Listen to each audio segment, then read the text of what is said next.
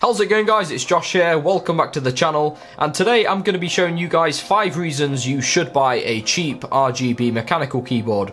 Let's get into it.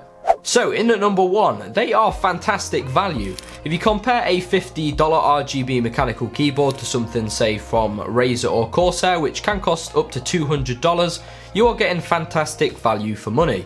If you just want something that is mechanical and has RGB lighting, something that feels good and looks the part, you really can't go wrong. So number 2, lots of designs. Now, in my opinion, top-end brands always seem to be a little bit limited in terms of choice of designs compared to the literally hundreds of designs available in the realm of budget mechanical keyboards. For example, if you want something retro, then there's a keyboard for you. If you want something white, then again, there's lots of white keyboards out there which seem to be very rare in the high-end market. Really, there are so many to choose from, you are bound to find a design that you like the look of. So number 3, lots of switch choices. Now, more often than not, you'll find that cheap mechanical keyboard manufacturers tend to offer more switch choices than more expensive brands. Blues are very common on the budget scene, but you'll easily find the same keyboard with reds, browns and blacks, which are all based on cherry switches. You'll also find some slightly more unique switches if you shop around, for example the low profile switches used in this keyboard or the optical switches used in this one.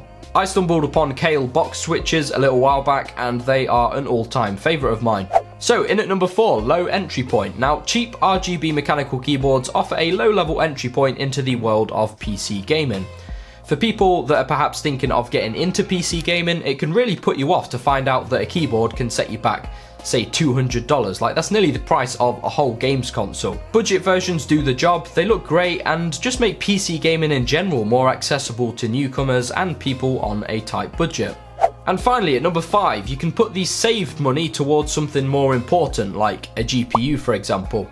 There's no good spending $150 on a really nice keyboard if then it's going to eat a big chunk of your overall budget.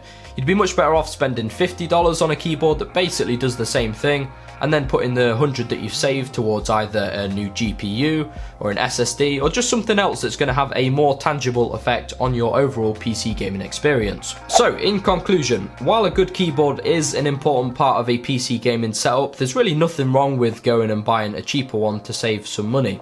Example, I've been using a Chinese Moto Speed keyboard for over a year now, and I've not really felt like a need to rush out and go and buy the latest Razer keyboard. Like, it's been fine. The only reason I probably would upgrade is just for the sake of badge snobbery. Like, everything's got to be Razer, hasn't it? You've got to have everything Razer in your setup, isn't it? Is it really even a gaming setup if you don't have everything Razer? By the way, guys, I've put some Amazon links in the description to a few cheap RGB mechanical keyboards that I've reviewed in the past and recommend, so feel free to check them out if you want.